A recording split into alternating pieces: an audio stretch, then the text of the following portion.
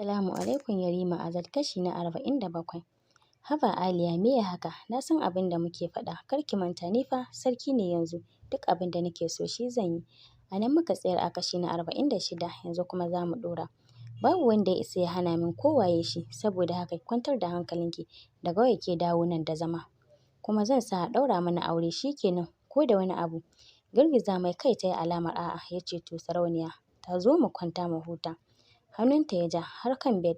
Kwantawa suka yi ya janyo ta jikinsa saboda ƙanshin turaren da ke tashi a jikinta yana saka mai ya ji wani iri mai wuyar fassarawa.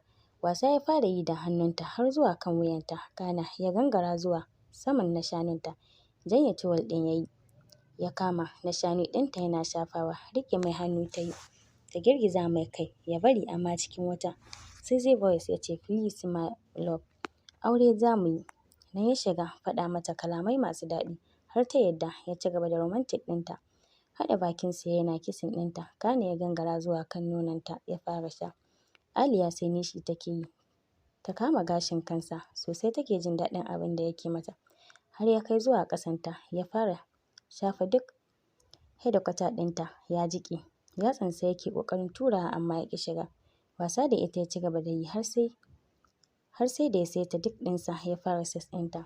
Tun yana yi da hankali har ya fara yi da ƙarfi yana sambatu da kuka kamar zautacce. Duk 'yan matan da ƙananan yaran da yake lalata babu wacce ya ji daɗinta kamar Aliya.